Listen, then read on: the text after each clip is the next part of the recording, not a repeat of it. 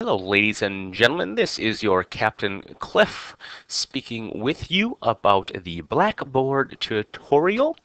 Today we're going to take a look at how NWTC utilizes Blackboard as a means to communicate with instructors and students and courses and get a quick navigational tour of how your onboarding experience may be set up. The first thing we want to take a look at for Blackboard is to understand that this is NWTC's learning management system. By that, it's a warehouse, if you will, of all of the courses, classes, organizations, programs for students and faculty as a means to interact. Every course that carries a credit. So a credit level course here at NWTC will receive a Blackboard shell. So for those of you that are newly hired part-time faculty, you will receive a course shell upon receiving your first course assignment. Some of the regulations for using Blackboard is that we ask all instructors to upload their syllabus and grades at a minimum into Blackboard, which we will be looking at in a completely different course for those of you that are new part-time faculty. But again, the basic understanding here is Blackboard is a location for us to house all of our learning management material and grades. So we're going to go ahead and take a look at what a organization or a class might look like. You will notice that I'm in a mock organization right now called Flipped Classroom. This is just an organization that was created here on campus to talk about a specific style of classroom instruction, but we're going to use it as a demonstration.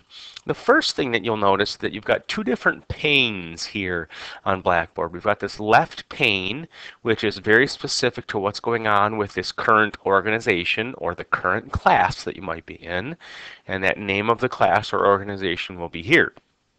You've got another second pane along the top. So along this top is where we can navigate through Blackboard as a general. On the very top, you have your name. So I'm logged in as me right now. This is your log out button, so that when you are done using it on a public computer, make sure that you do log out so that nobody else can access the information that you have. So most of the time when you log into Blackboard, you're going to be logged in and it'll come to what is known as a welcome page. You probably have already done that a couple of times, and then you've looked for your organization. So a lot of you are either going into part-time faculty getting started organization or the NEO, new employee orientation organization. Over here on the right-hand side are a list of all the classes or courses that I'm an instructor or a student. Mine will be much larger than yours at this point because I have a lot of courses that I help instruct in. So for the tour, I'm going to click on this Flipped Classroom organization and show you that the home page for this organization brings me to what's called an announcement page.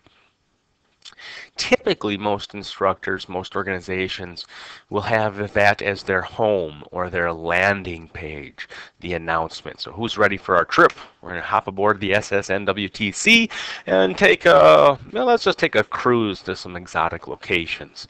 So that's one of the announcements. The second announcement down here is called our cruise itinerary. You'll notice that there's a document right here, and if I click on the document, it's actually going to pop up an option to download that document, and if I click on it, it should open up the Word document with our cruise itinerary.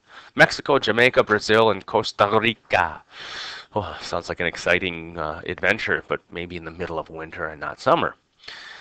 So those are a few things that you'll see on that announcement page. There's not really anything I can do on this announcement page as a student or as a member of this organization. It's mainly a place for somebody to share some announcements or need to know information in an immediate manner. That's the announcement page. Now over here on this left-hand side is the navigation for this specific organization. Most of the organizations and classes are set up very, very similar. These are all different buttons that have the ability for us to click and go into. Most of the time, the content resources, it's also sometimes called class materials, is where you will find all the information and resources for a particular class or organization. We've also got spots to host discussion boards where we can ask questions and communicate back and forth to other class members. and then some tools for that certain organization or class. But again, most of the time we're going to go into content resources or into class materials. So if I go ahead and click on that link, that page, content/resources, it's going to bring me to all of the resources for this class. And what I want us to make sure we're looking at is a couple of the different types of attachments that you will see here. First, we've got a file, or an item I should say, called the cruise itinerary. If I hover over that, I don't really get an option to click, which means it's not an attachment until I look here. There's an attached file. That cruise itinerary document is placed in here again.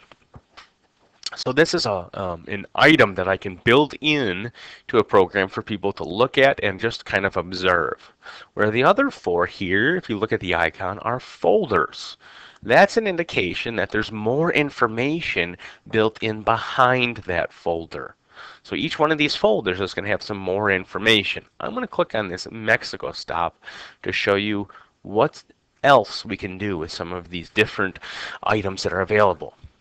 So within this Mexico stop folder, if we're traveling to Mexico, so to speak, I can provide some more files. Okay, I can provide a history of Mexico, either in a Word doc or even in this PDF version.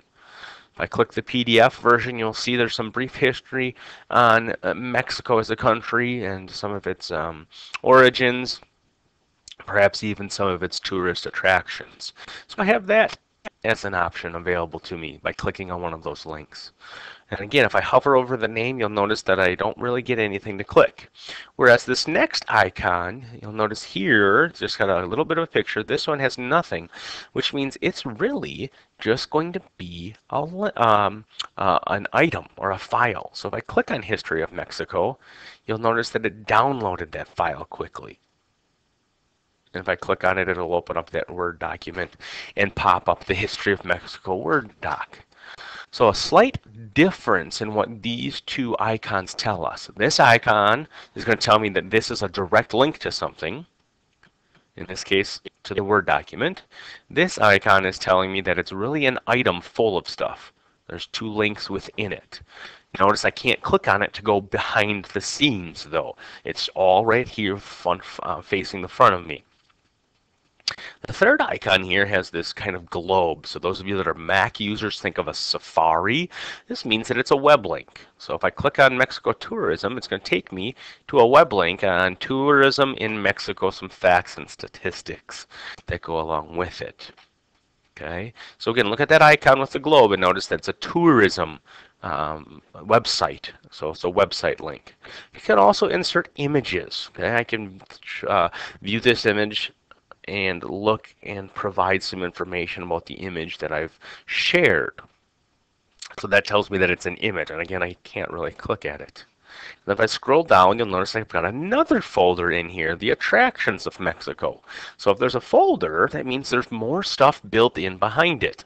If I click on that red link, you'll notice that there's then more information built in here, a couple more items about Acapulco, the Diaz de los Muertos. I can't speak Spanish, so I'm sorry if I misinterpreted that, as well as Cabos. So that's really the structure of a class or an organization. Now, if I want to get back to that other folder, you'll notice the navigation is up here on the top.